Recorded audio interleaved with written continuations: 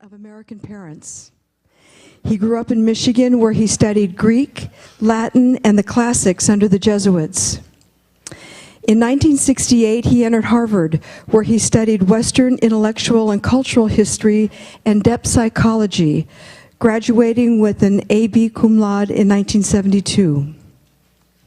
For 10 years, he lived and worked at Esalen Institute in Big Sur, California, studying with Joseph Campbell, Gregory Bateson, Houston Smith, and Stanislav Grof, and later served as Director of Programs and Education. He received his Ph.D. from Saybrook Institute in 1976. From 1980 to 1990, he wrote The Passion of the Western Mind, a narrative history of Western thought which became a bestseller and continues to be a widely used textbook in universities throughout the world. He is the founding director of the graduate program in philosophy, cosmology, and consciousness at the California Institute of Integral Studies in San Francisco, where he currently teaches. He also teaches on the faculty of the Pacifica Graduate Institute in Santa Barbara. His most recent book is Cosmos and Psyche, Imitations of a New Worldview. Let us warmly welcome Richard Tarnas.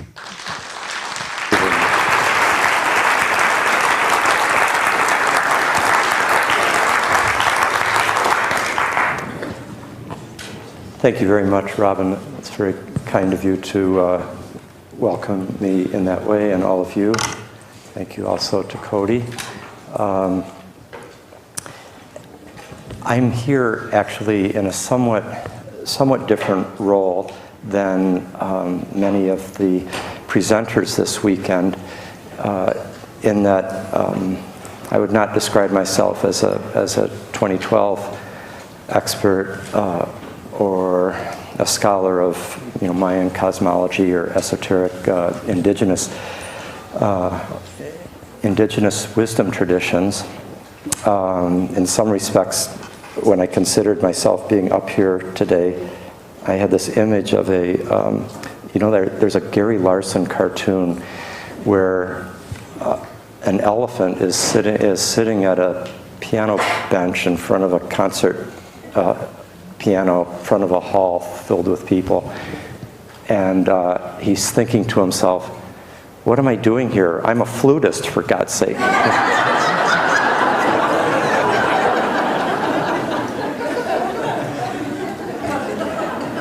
So my flute playing is, as Robin said, I'm a professor of philosophy and psychology, and with a particular focus on cultural history, particularly Western cultural history, and the evolution of the Western worldview. And that is certainly a good part of the picture that I want to introduce or develop, rather, in this weekend's discussion. I'm also, however, a watcher of the skies, as John Keats put it, a close observer of the planetary motions and their correlations with the archetypal patterns of human experience. As above, so below, that correlation, which opens up a whole new cosmos, very different than the modern disenchanted worldview that most of us in this room were educated to believe was absolute.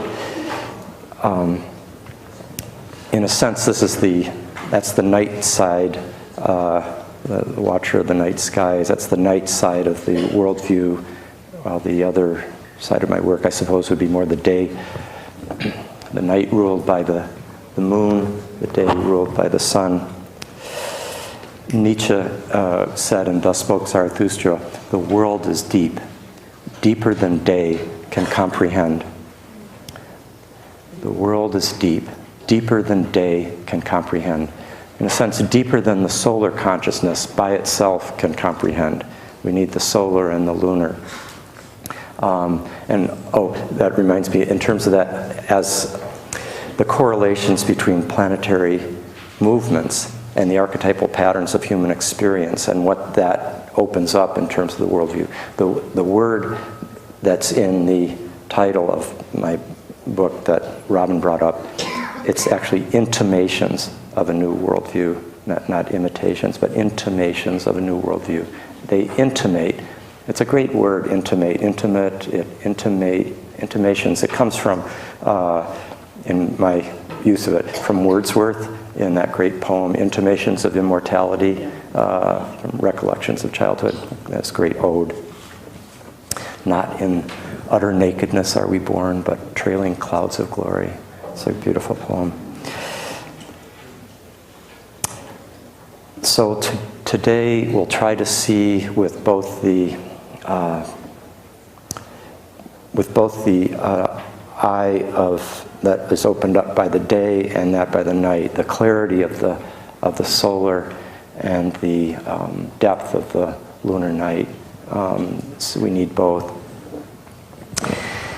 One doesn't have to be a prophet or a clairvoyant to see pretty clearly that we are today living through the end of an era, an old age of the world is passing away, to use a kind of Tolkien-like phrase, and clearly a new world, a new age is struggling to be born.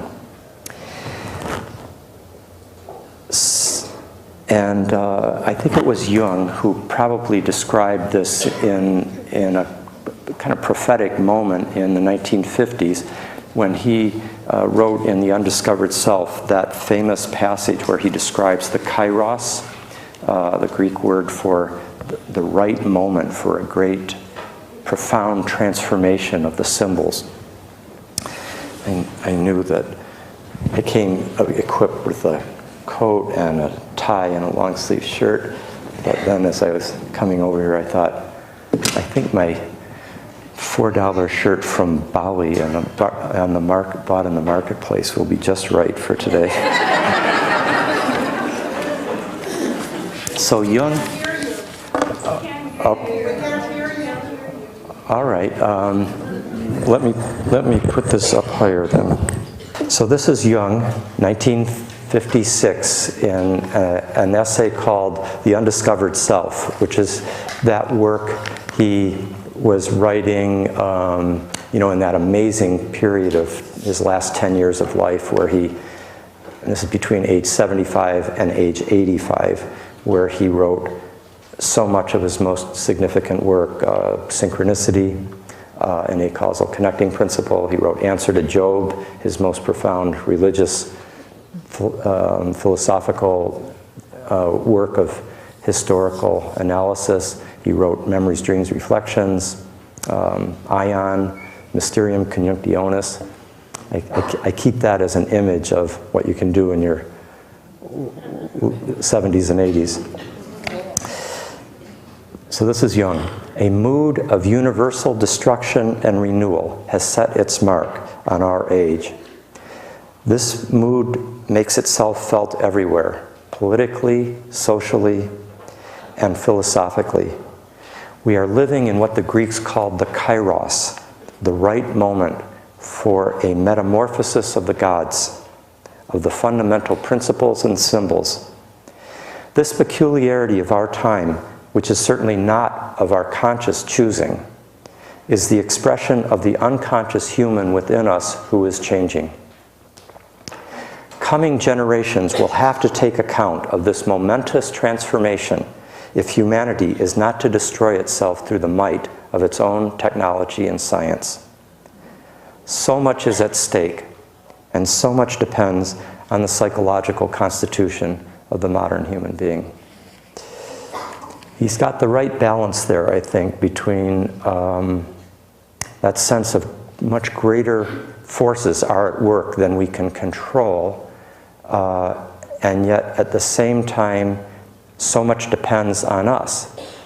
And that there is in fact, the next sentence talks about, does the individual know that he or she is the make weight that determines which way the balance will go.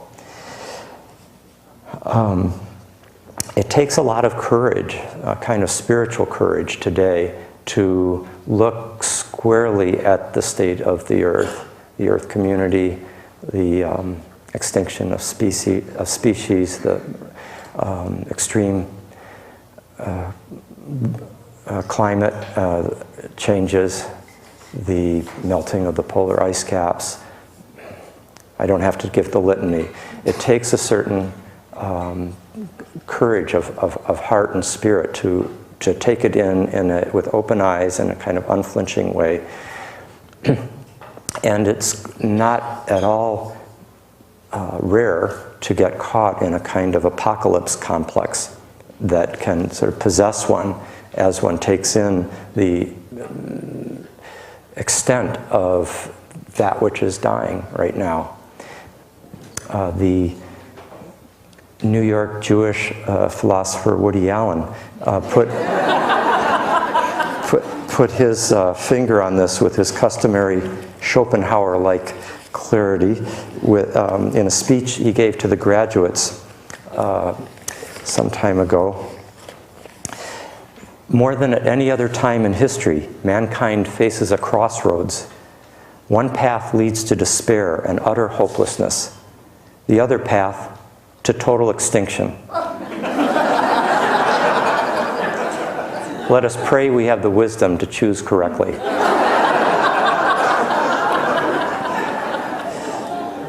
I speak, by the way, not with any sense of futility, but with a panicky conviction of the absolute meaninglessness of existence, which could easily be misinterpreted as pessimism. It is not. It is merely a healthy concern for the predicament of modern man. And he finishes this passage. Modern man is here defined as any person born after Nietzsche's edict that God is dead. But before the hit recording, I want to hold your hand.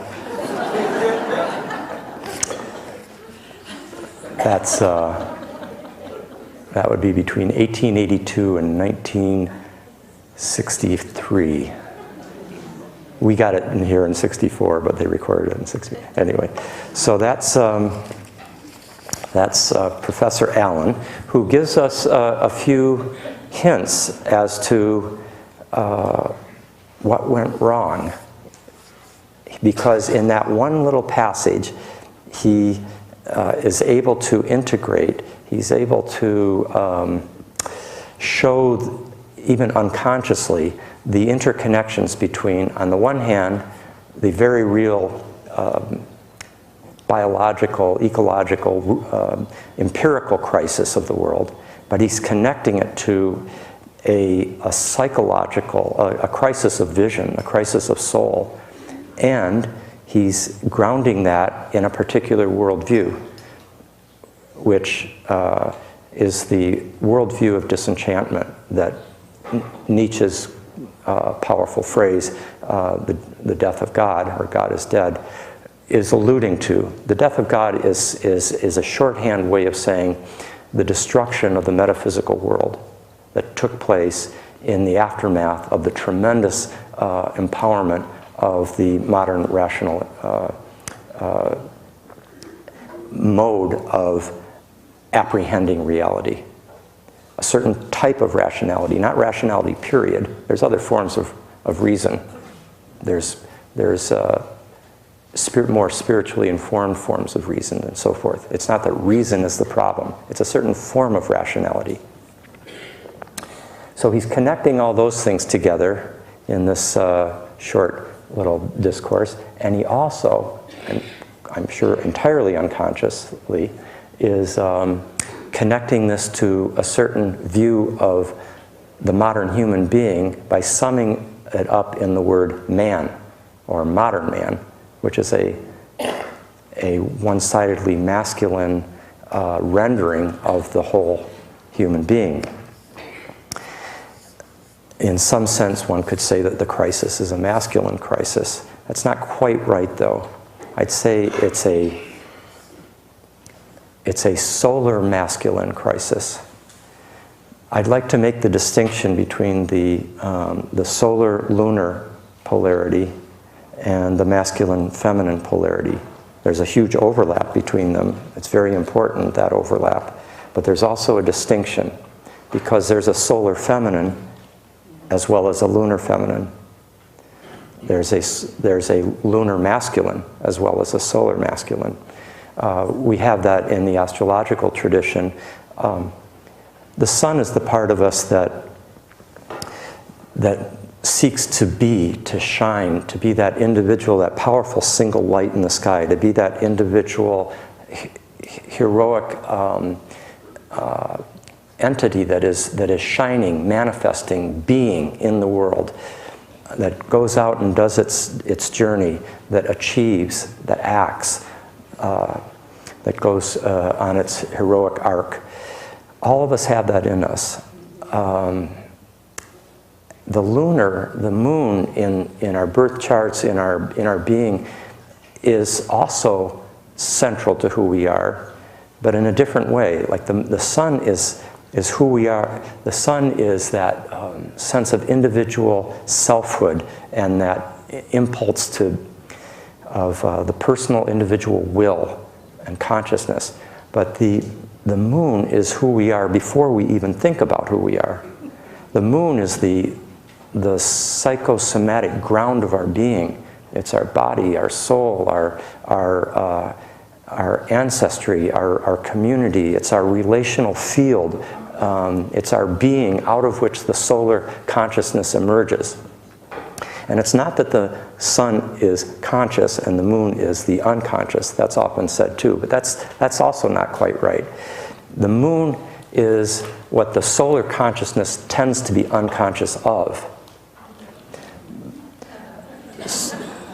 But it is a form of consciousness. It's a more diffuse consciousness. It's a consciousness that is more in touch with the whole rather than the part. It's that intuitive, emotional, somatic, relational awareness of the field. While the solar consciousness is much more focused, much more individual. You see this in the way in which when the sun shines, there's only one light that's visible. It's a very powerful light. It makes things very clear, defined, distinct. But when the moon in the night is shining, you can see many other lights as well. In a sense, the moon is the symbol of multiplicity, while the solar is the principle of the single. The solar monotheistic impulse versus the lunar polytheistic is partly what we're looking at. The moon has a very special relationship to the great mother goddess, as in a sense the cosmic field of the whole. Now, not only are many lights visible at night when the moon shines, but the moon also has a different relationship to light and dark. It's constantly moving, waning and waxing, and it also permits the apprehension of the deep cosmos of the whole. During the day, you see a very limited sky. In the night, you can see into the deep sky. So I'm wanting us to keep those two principles in mind as we're going forward here. And when we think of Nietzsche's, the world is deep, deeper than day can comprehend. We need day and night. We need that light of clarity that is the solar principle. We also need that other kind of depth of perception that is related to the moon consciousness, to the night sky. One last thing on that masculine-feminine issue. While it seems that women just generally seem to have more of a immediate access to all the qualities that the moon rules, the capacity for relationality, for the intuitive apprehension of the whole, to be in touch with one's emotions and body and so forth. And there's a lot of good biological reasons for that.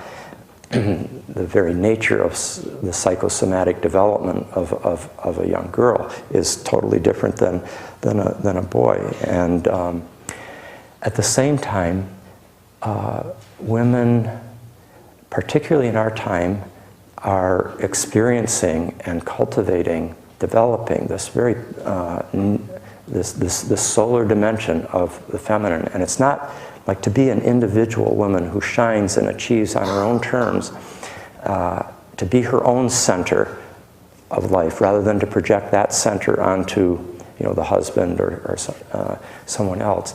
That's not just her cultivating her inner masculine, to be assertive, to be self-determining, to be rational. To assign that to masculinity is in some sense a deprivation of the fullness of femininity and womanhood. So somebody like a Hillary Clinton would be, there's a powerful solar feminine principle at work in her. And at the same time, in men, like when a man is holding tenderly his baby, his child, that's not just him cultivating or developing or being his feminine side. That's a side of his masculinity, but it's a relational, caring, feeling side, which is the lunar masculine. The solar masculine is more the patriarchal convention and ideal, and the lunar feminine is more the what patriarchy. I think the error, if we can call it an error, is the rigidity with which the solar was just assigned to the masculine and lunar to the feminine. And this is the way you need to keep it separate and limited. And a woman's place is in the home, taking care of the children. That kind of profound constraint reached this kind of breaking point in the 1960s, where there's just like this explosion outward into the fullness of what could be a human being. And at the same time, a compensatory impulse has been at work so strongly in men too. So, and enough on that, because I now would like to attend to this larger historical development that we're in the midst of. You could say we need to be conscious of our history, because history is, in certain ways, the great unconscious for a civilization. And I think it was the historian Daniel Burstein who said, trying to create the future without understanding the past is like trying to plant cut flowers. It's a very telling metaphor, and I think quite accurate. Now, if we look back to to that state of disenchantment and the death of the destruction of the metaphysical world that has shaped the modern consciousness since the Enlightenment. Even that word, the Enlightenment, is a very powerful solar word. That's the one-sidedness of the solar development. It's very clear there. All the focus is on progress, the progress of the solar principle, not recognizing that larger cyclical lunar dying and being born again, the waning and waxing. And if we look at that disenchantment, we can see that in some sense this is the consequence of a certain very powerful one-sided development of the Western and modern self. And there's so much about the West and about modernity that is not only valuable, but it's admirable. I want to emphasize how much that Western civilization and modernity have brought forth so much that is precious to us in this room. And I don't just mean, iPhones and hot showers and so forth, but I'm the technological, global interconnectedness and so forth, medicine, anesthetics, etc. many positive things that we, modern medicine, that we are appreciative of in crises and so forth, are so valuable to us. But it's more than that. There's a nobility to the Western tradition that goes back to the ancient Greek philosophers, to the Hebrew prophets. That image of the divine that comes in through the Hebrew prophets and comes in through Christianity, that is moving, seeing history itself as a movement of the divine in the world with human responsibility for its unfolding. There's a direct line that goes right through to Martin Luther King and the quest to realize justice in this world.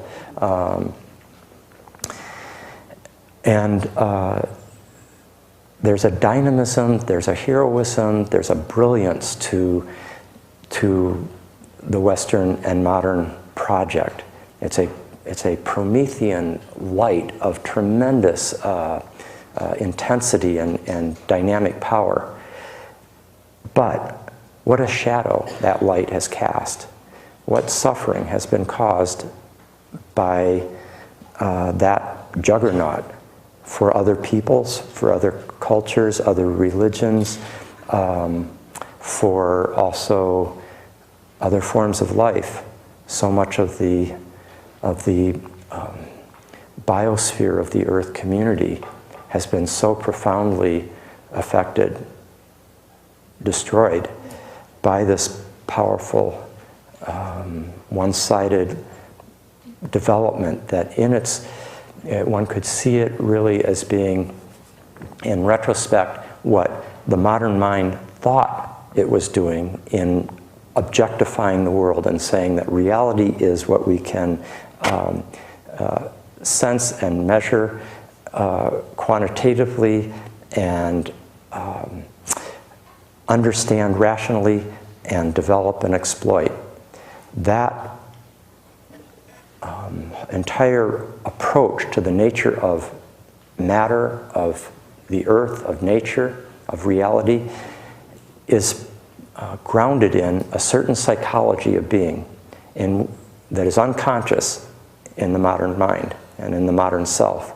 It's an unconsciousness of how much, in the effort to see the way things are just as objects, it has objectified and removed the subjectivity, the interiority of all the rest of reality, so that only human beings are seen as having interiority.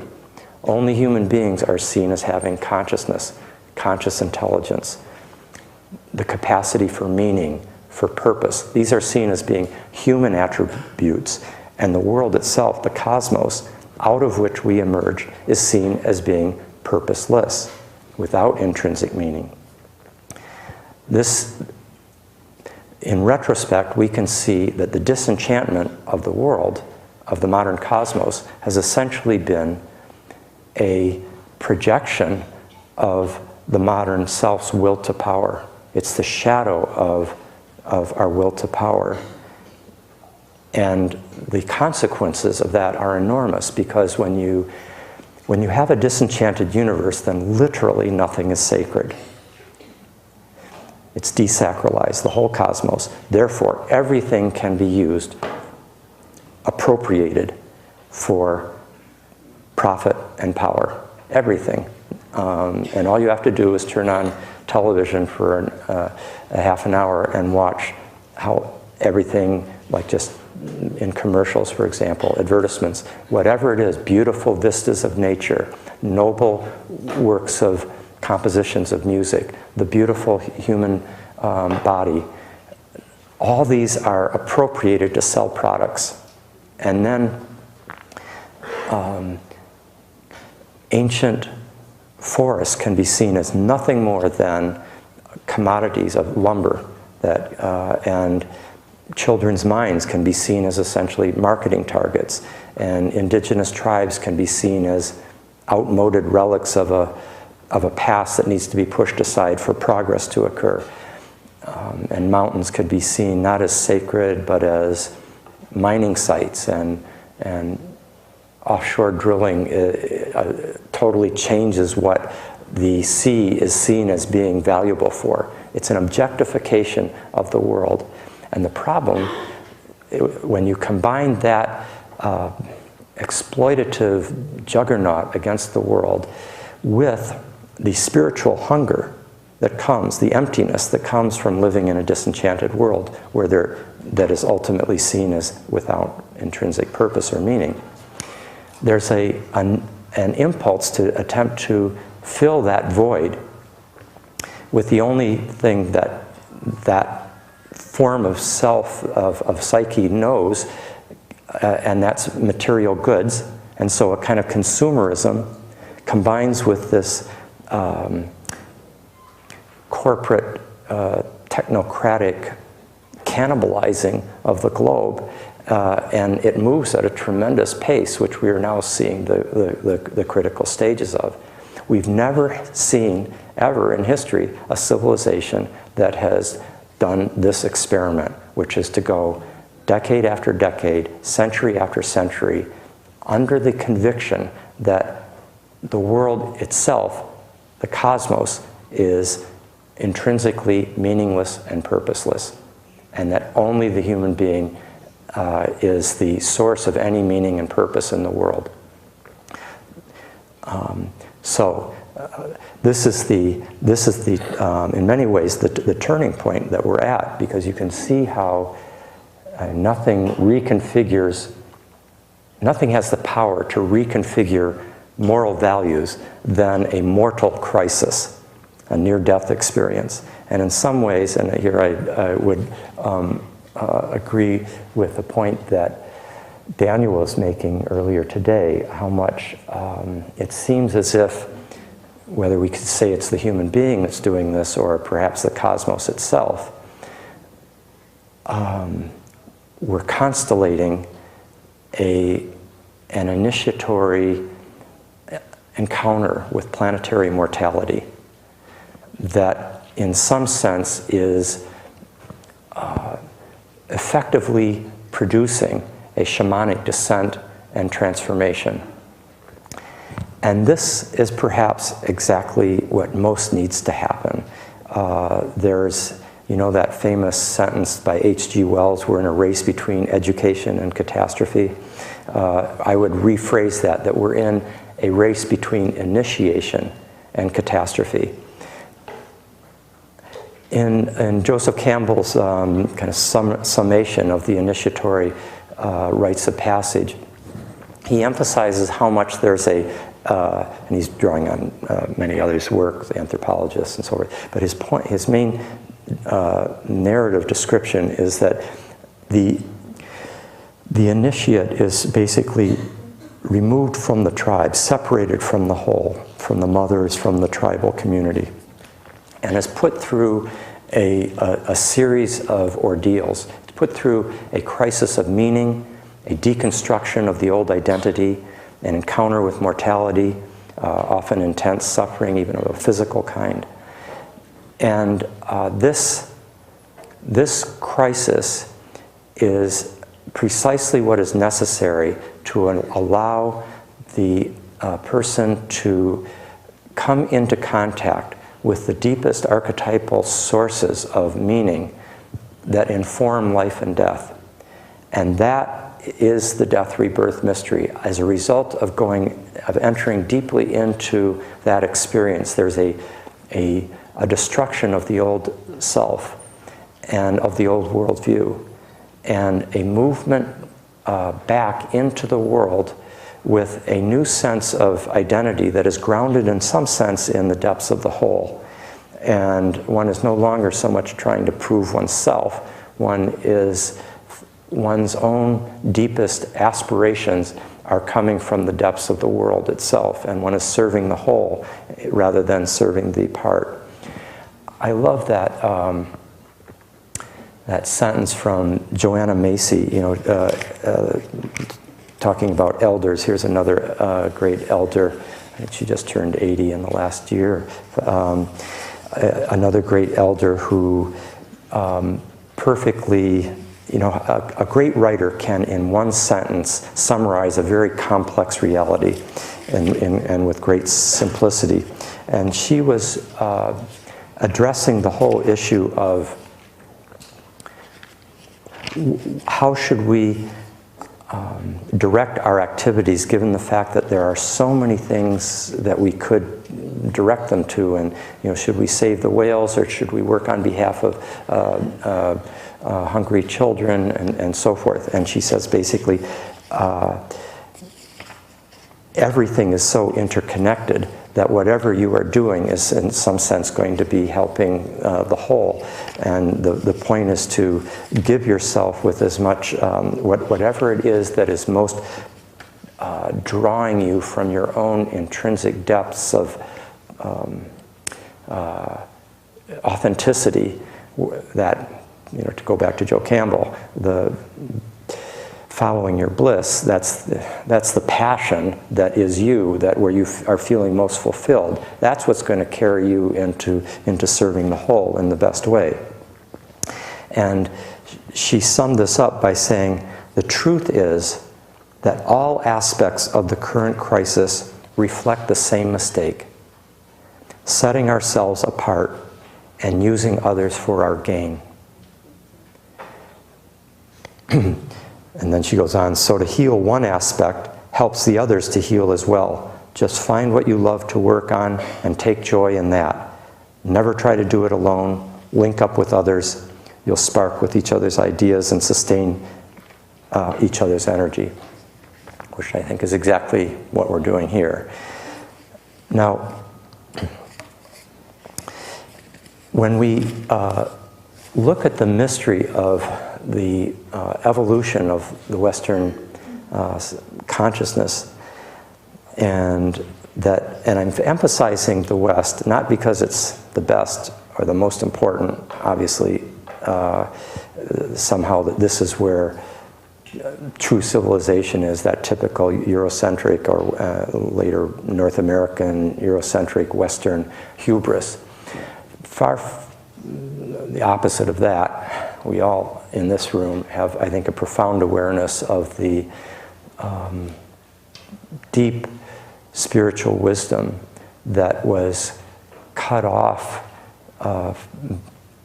by the whole Western development.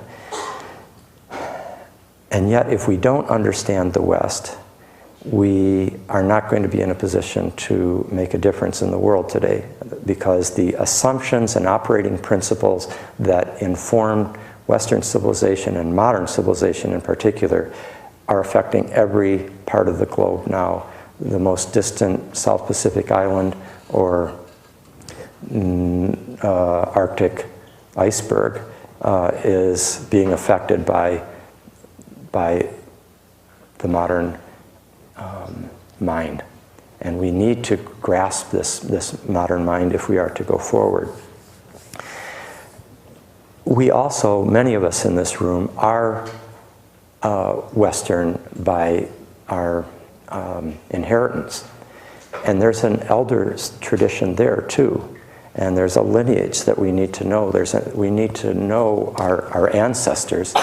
We need to, in some sense, pay attention to what's going on today for the West, partly for our children's sake, because which way the West goes is going to have huge influence on the whole and the future. But also as part of a kind of fidelity to our own ancestry. And this brings up the point that I think is sometimes insufficiently recognized in a community such as our own, which is so rightly critical of modernity. And that is, if we truly believe that everything is part of the whole, that the whole informs everything, that nothing is ultimately separate from the one, then that is also true of the modern, and that there may be a way in which the whole modern development is also some an expression, perhaps even an important expression of the whole. And when we look at this, I mean, think about how much in this room, each of us in this room has valued going our own path in life, being an individual that questioned the assumptions of our parents or church or conventional worldview that we were taught, or and so forth. That in many ways is a legacy of the Western development that comes from the Hebrew prophets and the Greek philosophers who were loyal to their tradition by questioning it. It's a tradition that values independence of judgment and questioning the past in order to go forward. And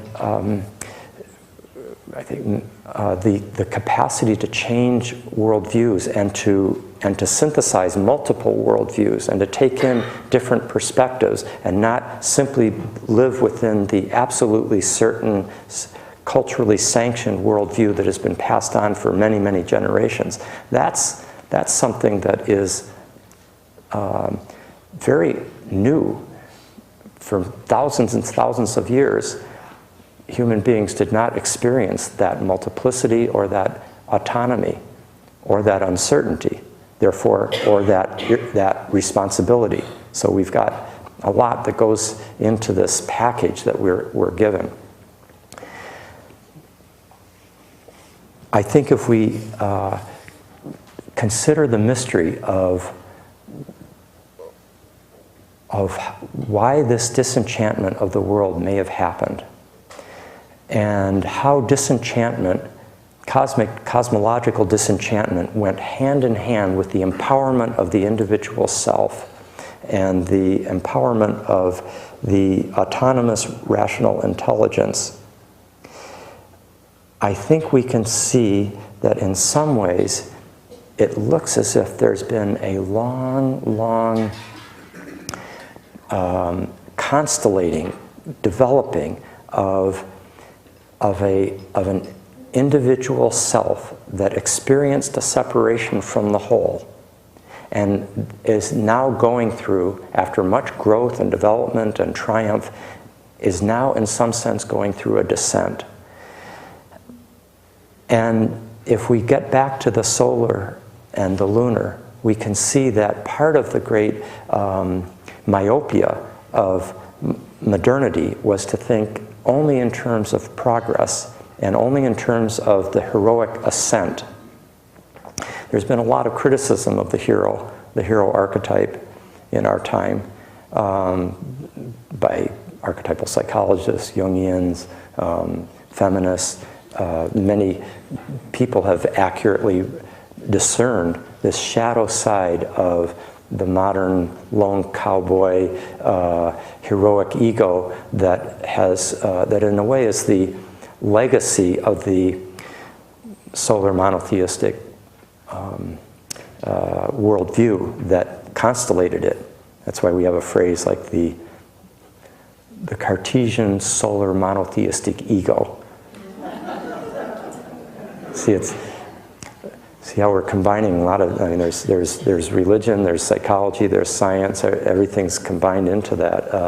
The solar heroic ego is intimately intertwined with the image of the divine that provided a frame of reference within which the Western and the modern self developed. Whatever is the image of the divine is, in any given moment, in any given culture, is a anticipatory image of what is emerging in the human being.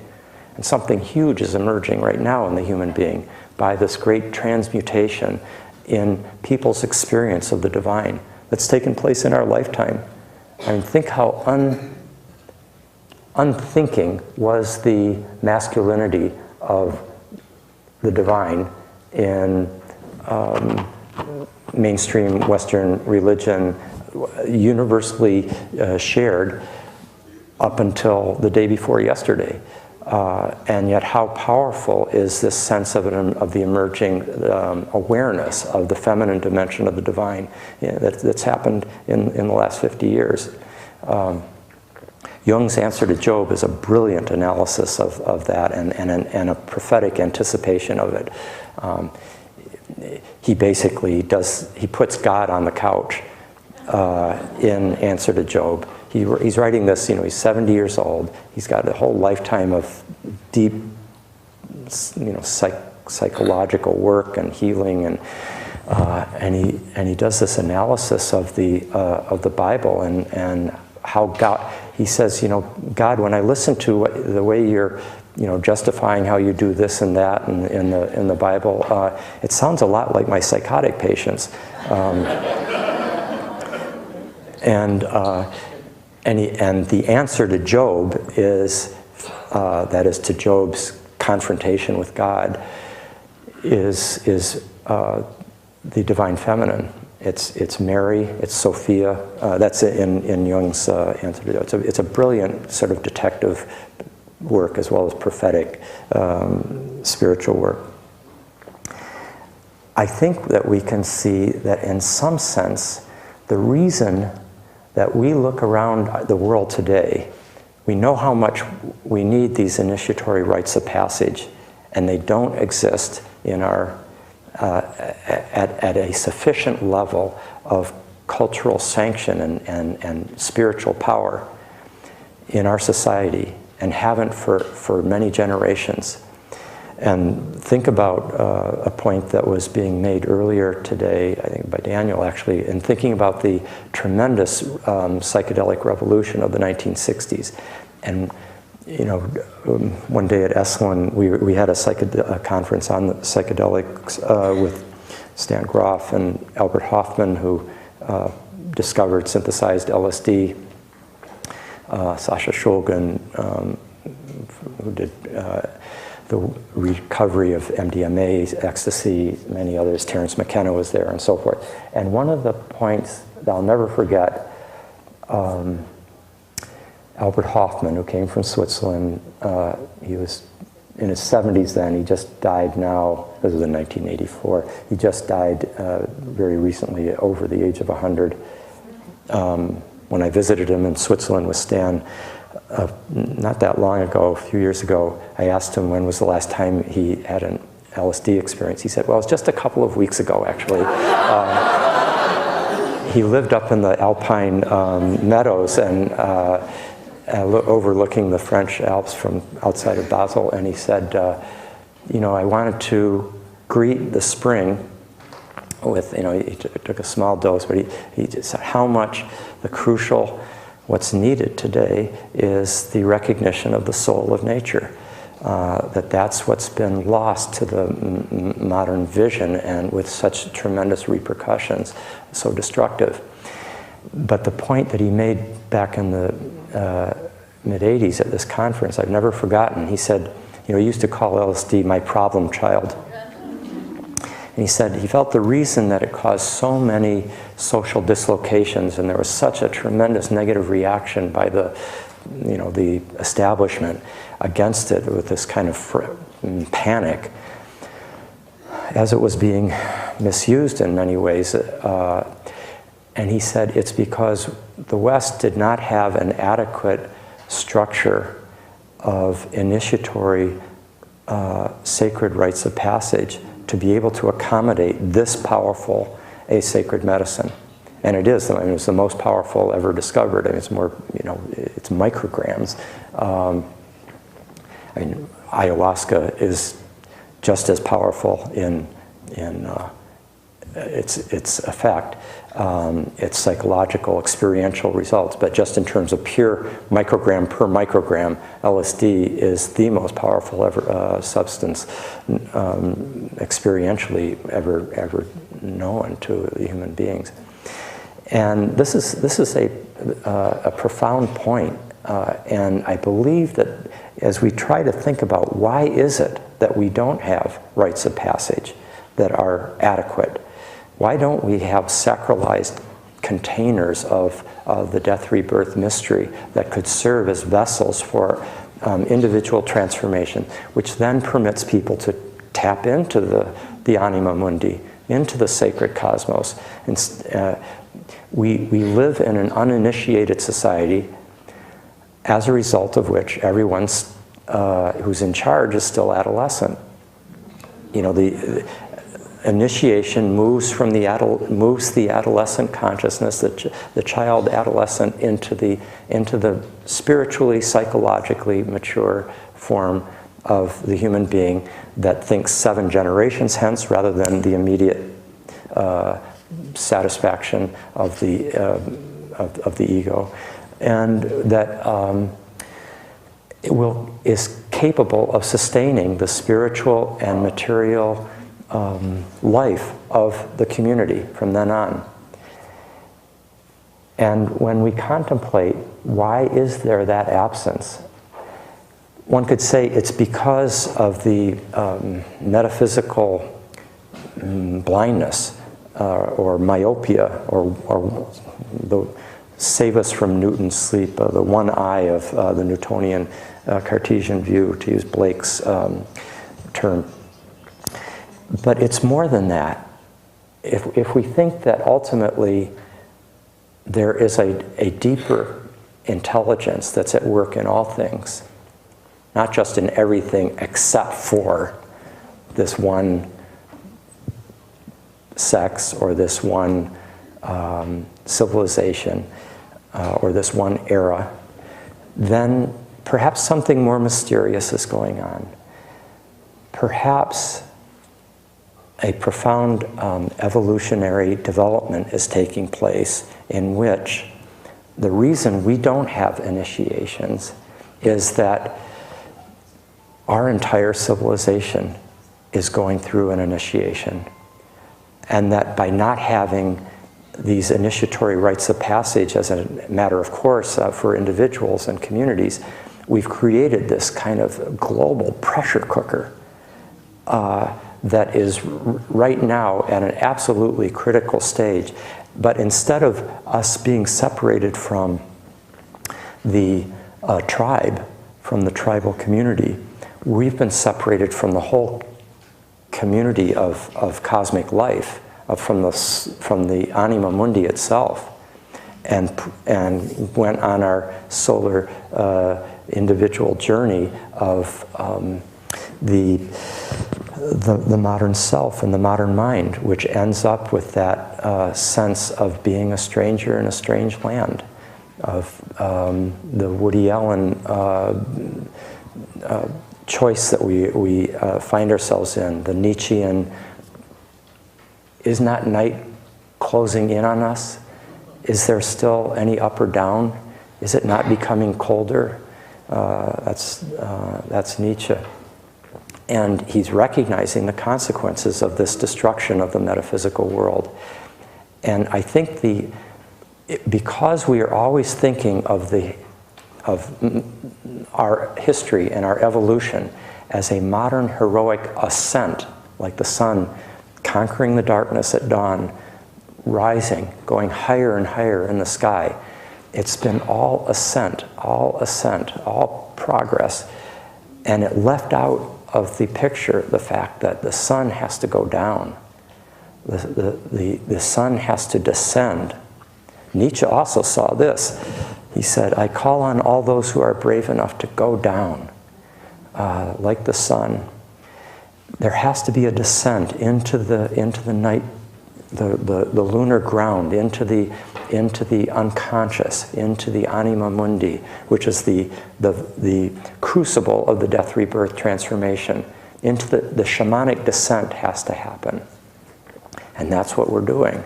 Everybody in this room we're all drawn to a conference like this because this is a conference in many ways that's about descent and transformation, death and rebirth.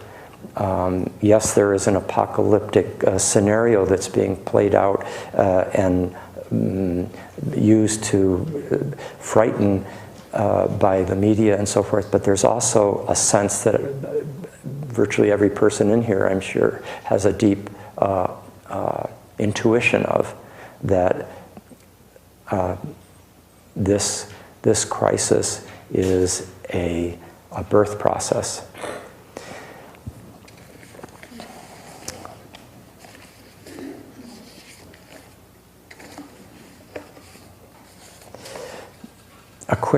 point about the solar self.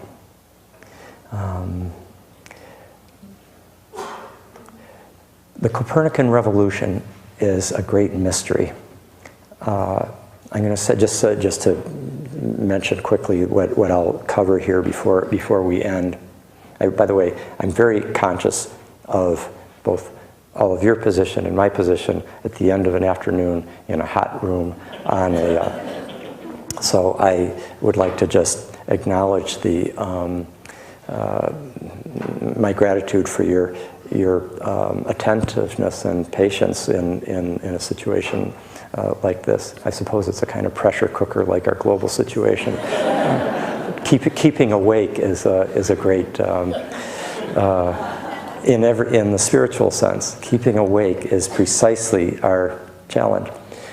What I want to cover before we close is I want to try to understand something of, first of all, something that's been brought up already, the mystery of the Copernican revolution, which is what created the modern cosmos and accompanied the birth of the modern self in the Renaissance.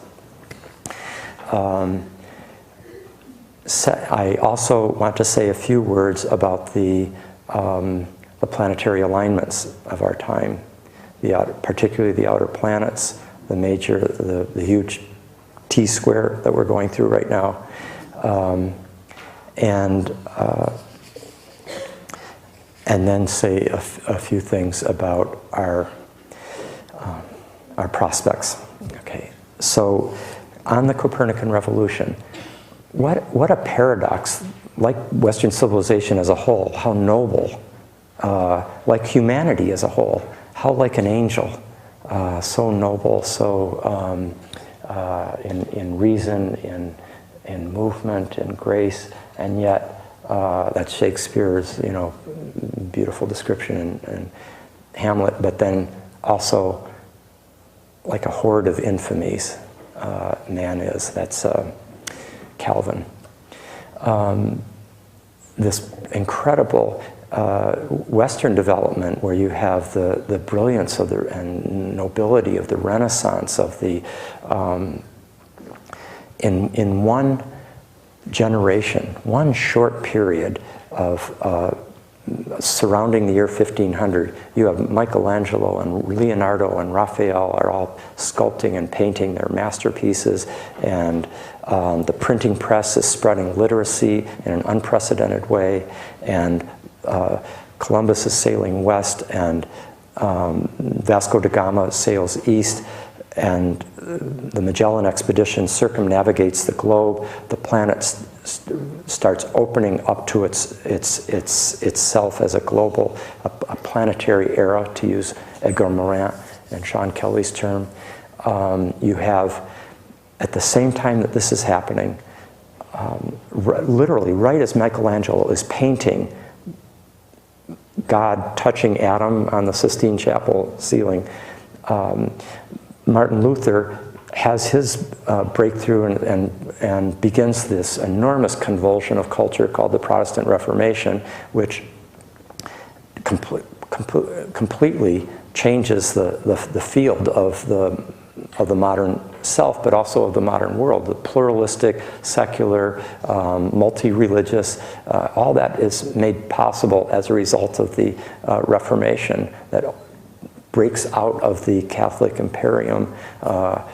But at the same moment that's happening, and we have, like, right within the same months, Copernicus has the heliocentric theory come to him, and he writes that first small paper that circulates it around a few friends 30 years before he publishes De Revolutionibus in 1514. So all that happened, all those things that I just described, from Leonardo to Copernicus and the global explorations and the conquistador, the printing press, all that's happening in less time than has elapsed since Woodstock and the moon landing.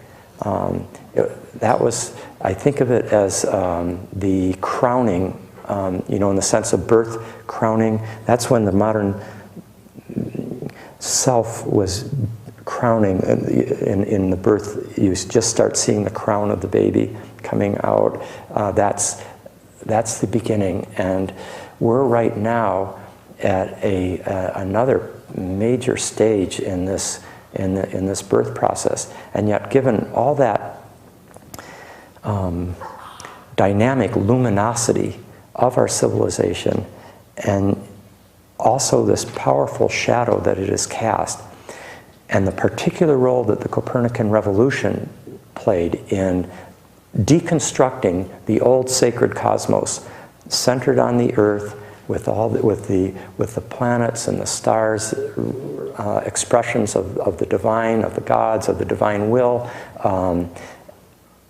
All that is shattered, and the Earth is seen as moving, and it's moving around the sun, and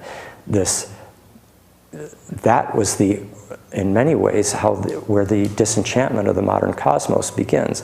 But at the same time, it takes place as a decentering of the human being from the center of the universe, which, as many moderns have pointed out, we're the first to really recognize that, to not live in the delusion that man is the center of the cosmos. So we, from this point of view, we are the brave,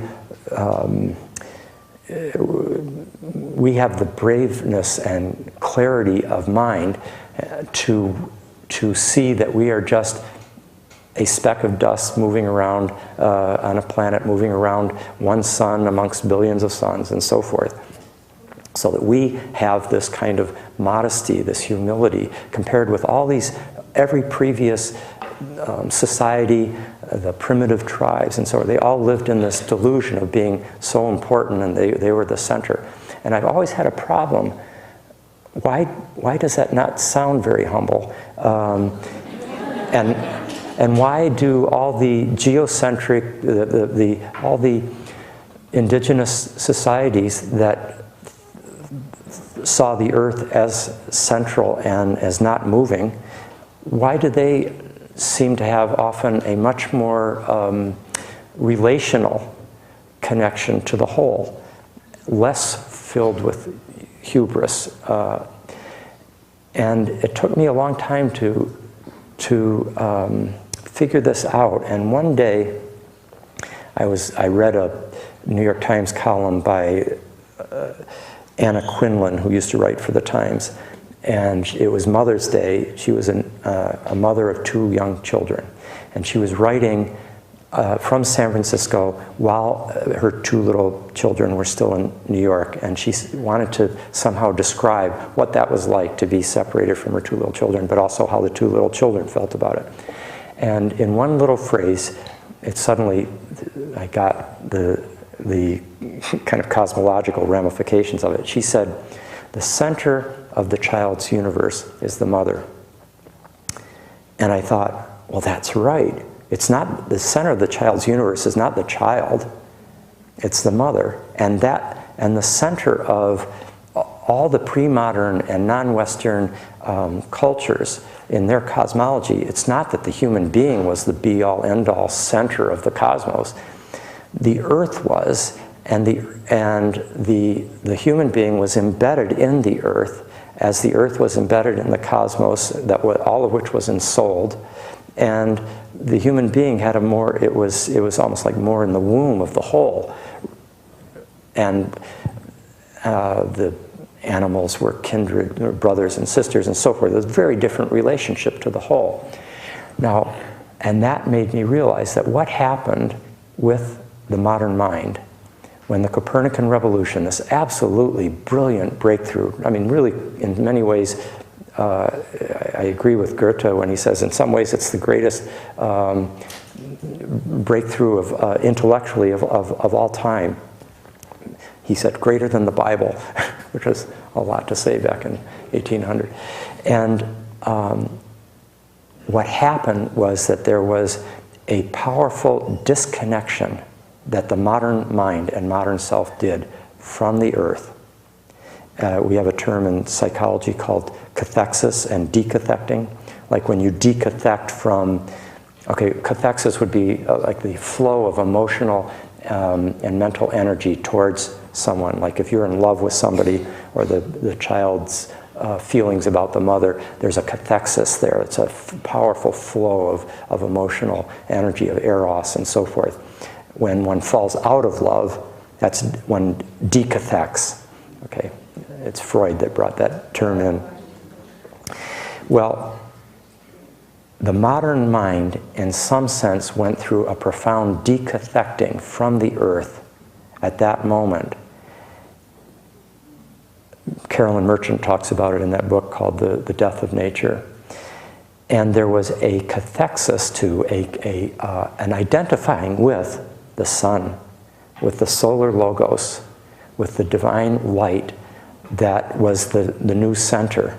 The modern mind and the modern self identified itself as being, it had so brilliantly understood the nature of the cosmos now, and everything about the empowerment of modern technology and modern scientific knowledge and the empowerment of the modern self fed this sense of solar empowerment. That moment that Michelangelo's God is touching Adam, and that Copernicus and Kepler and Galileo are getting and Newton are getting the heliocentric breakthrough, and the Renaissance self is being born. This is a moment of tremendous solar empowerment, almost like a divine influx is coming in, and we're all the beneficiaries of that. We're all walking around with solar power inside us of selfhood, of autonomous selfhood that is significant to us. But we're also all living with the consequences of that too. And there's the enormous responsibility that comes with that. And with the cosmological disenchantment that comes with it. There's a great cartoon that Calvin and Hobbes did. Well, this is different. Isn't the Jean Calvin and Thomas Hobbes of this is, I think, Bill Watterson's great cartoons. I imagine a good number of you will remember. He stopped doing this about 20 years ago, but it was just absolutely brilliant, maybe 15 years ago. So little Calvin, 6 years old, whatever he is, this kind of hyper-articulate, postmodern Dennis the Menace kind of cartoon figure.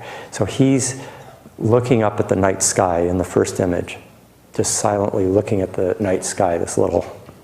And then in the second image, he says with huge letters, "I'm significant." And then in the third image, he doesn't say anything. Of course, the night sky doesn't say anything, starry sky. And then in the fourth image, in tiny little letters, Calvin says, "Screamed the dust speck." And that captures exactly the modern state of cosmological existential alienation. And it's the other side of the inflated sense of selfhood that the modern self has. So it's funny how like a cartoonist can just nail something like that with just a few images. This is the price of being all I and no thou. We see it every time you see another Hollywood star or corporate CEO or dictator who's surrounded only by adoring or scared yes men and women, and who just, it's all radiant egocentricity that's pushing out. There's no relational matrix that disciplines and transforms the self. So it becomes pathologically tyrannical, and then you get the sort of, Mel Gibson or other monstrous egos, just that they get out of control. And this is the price of either tremendous wealth, tremendous power, fame, and so forth. This is the absolute importance of the partner, of the spouse, of the friend, of the peer, that can serve as that relational containing matrix that continuously allows the full solar and lunar polarity to interact, and you don't get that one-sidedness of the solar principle. And that's what, in many ways, is the crisis of modernity, that one-sided solar development of it being all I and no thou. And just as the modern mind thought that it could brilliantly shine the light of scientific reason on every part of the cosmos, illuminate it and understand it, and objectively grasp it and exploit it to serve human benefit, that was the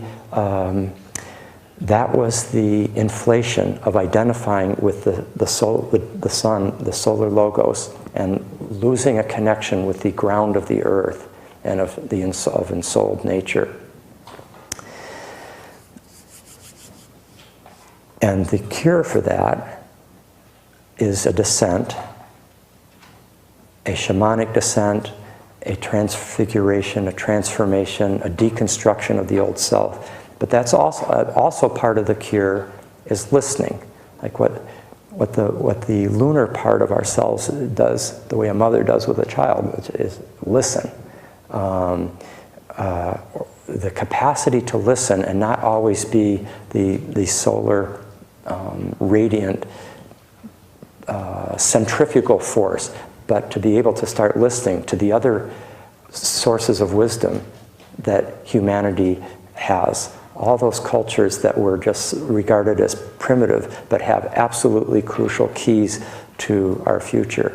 Our capacity to listen to our dreams, to listen to our intuitions, to listen to our body, to listen to each other, to constantly be correcting the one-sidedness of our narrow consciousness. The capacity to listen to those subtle patterns of our lives that express themselves in synchronicities. Synchronicities are like these kind of gifts of grace that suddenly emerge and give us a little sense of something more is going on than the random environment that we were taught exists. It's like that scene in in the movie. I hate it when Pleasantville, where it's a black and white world, but then the little intimations of color. That's the intimations of something more, of a deeper soul, intelligence, and purpose is at work in life than a purely random universe. It's that we're not alone. There's something larger. We are participating in a larger field of intelligence and spirit that pervades the cosmos, and that can awaken us out of this delusion that somehow we human beings are the one form of the cosmos that is conscious, and that we are this absolute oddity of consciousness in a random, unconscious, purposeless universe. Once you get a sense for how absurd that is, it suddenly seems almost unimaginable how it was so compelling a conviction, but it still is running, in many ways, the worldview of a BP, of the mainstream universities are still under that constraint. Let me bring in one other elder and then say a quick thing about the planetary alignments. This is the great Thomas Berry.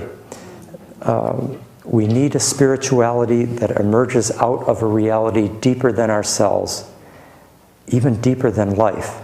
A spirituality that is as deep as the earth process itself, a spirituality born out of the solar system, and even out of the heavens beyond the solar system.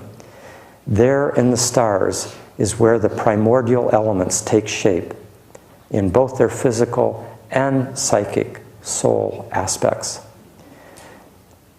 There is a certain triviality in any spiritual discipline that does not experience itself as supported by the spiritual as well as the physical dynamics of the entire cosmic earth process.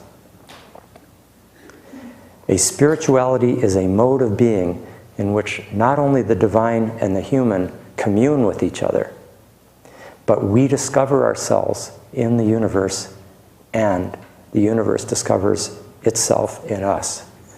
That's a beautiful statement of the participatory worldview.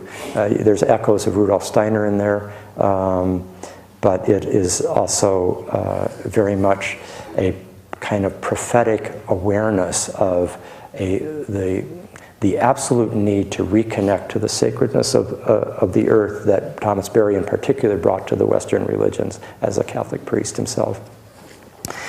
A few words quickly about the outer planets. You see, when we are trying to assess something like the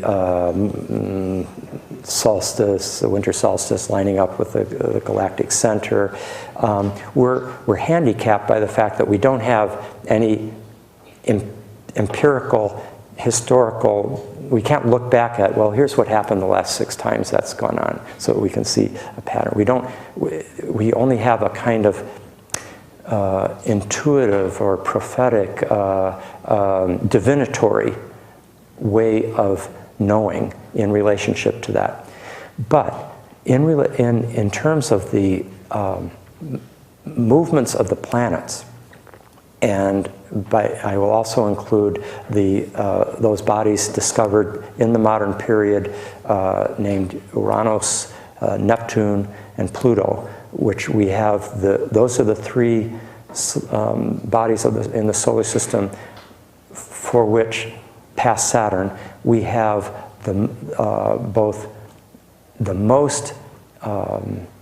we have a complete consensus about their archetypal meanings among the contemporary Western astrological community, but also we also have such excellent astronomical data and historical correlations, biographical correlations, and so forth. My work in this respect, by the way, comes out of the psychological field, starting with work that Stan Grof and I did 35 years ago, started then at Esalen, where we were tracking carefully to our astonishment, we discovered that there was a consistent correlation between the kinds of experiences people were having during psychedelic sessions and spiritual emergencies and any kind of powerful experiential work, and their people's transits, that is the planetary transits of their natal chart, that there was an archetypal, that knowing the transits was the most powerful method for understanding the archetypal patterning of the experience. And none of the psychological tests that were attempted, like the MMPI or the Rorschach thematic apperception test, had any value predictively. So that's where this research originally came out of, but eventually extended to the whole historical collective field. And for those of you who are interested, there's a journal of archetypal cosmology called Archai, A-R-C-H-A-I, that's online and it's free. So it's called archijournal.org. Archai is the Greek word, A-R-C-H-A-I. If you go to archijournal.org, and there'll be a summary in the next month or so for the next issue, the second issue. I've done a summary of the outer planet alignments of our time, particularly from 2000 to 2020. And let me just say, by way of a very brief summation here, that the Saturn, Uranus, Pluto T-square that we're going through right now, which basically goes from about 2007 or 8 right up to 2012. I mean, the years that it's most intensely aligned, tightly aligned, is 2008 to 11. But the larger orb is really the whole 5-6 year period, 2007 to 2012. This is a very, very, just historically, if we look when those three planets, these are basically three cycles have come into, converged in our time. And it's a very powerful one. This is the first dynamic alignment of Uranus and Pluto since the 1960s, and it's that same type of energy, this tremendous Plutonic Dionysian empowerment of the Promethean principle of radical change and freedom and powerful turmoil and transformation. With Saturn in there too, the clash of opposites is just terrific between the old and the new, between the future and the past, between the conservative and the progressive. Tremendous clash of opposites and tension of opposites.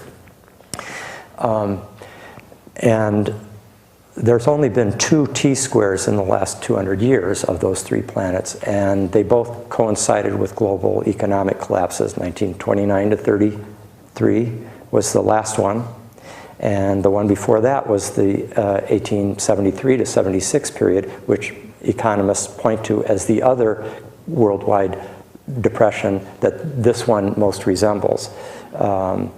So collapsing structures are very typical for this, but we're also the tension of opposites, a tendency for there to be technological breakdowns, collapses of all sorts of structures, separative impulses. But at the same time, it's a period of tremendous potential for radical change, as the 1960s, which had that Uranus-Pluto conjunction, the only conjunction of those 2 planets in the 20th century. In many ways, you could say it's a kind of combination of the 1960s and the 1930s, what we're going through right now. And the Uranus-Pluto alignment will go all the way to 2020. It's a long square.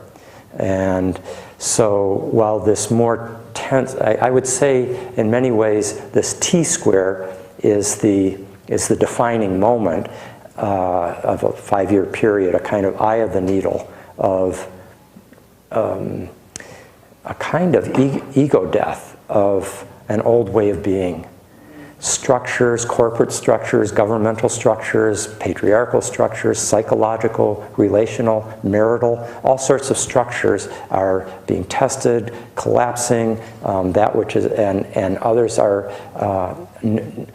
if I were to summarize this T-square in a single sentence, which is obviously going to be too simplistic, but at least gestures at this impulse that is at work. I would describe it as intense volcanic evolutionary pressures to radically reconfigure all life structures. That's literally what those archetypes have to do with Pluto, Uranus, and Saturn. And it's very, this year in particular, we have right now a Jupiter-Uranus conjunction, which lasts about 14 months. It'll go all the way through next spring. It tends to coincide with quite exciting new beginnings, creative breakthroughs, unexpected births. It's an extraordinary, Jupiter and Uranus were conjunct in 68 and 69, for example, with the moon landing and Woodstock and all that. They were lined up also at the time of the Berlin Wall falling and the Velvet Revolution, and Nelson Mandela being released and so forth. It's an amazing, those happen to be when there were 3 planets lined up, so they were especially powerful versions of it. But in this next issue of Archai, I will give you can see this more concise summary of what's happened in the last several years and what kind of archetypal energies we're looking at coming forward. And I would just say that it looks to me as if this period right now is really, so much depends on what we bring to the table. These things are not predetermined by, in my estimation, by some these are powerful archetypal forces. The more conscious we are in participating intelligently with them, the less we are going to be puppets of them acting out in more destructive ways. So much depends on our consciousness and what we bring to the drama. And after it's over, after the T-square is over, this Uranus-Pluto energy will continue for the rest of this next decade.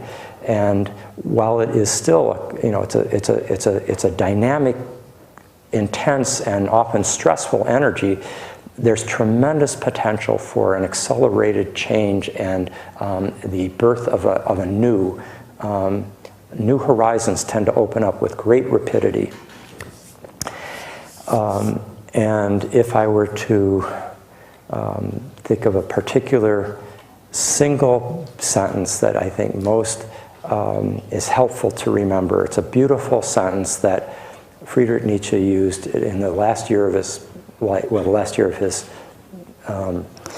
writing life, while his sanity was still intact and he was so vividly eloquent.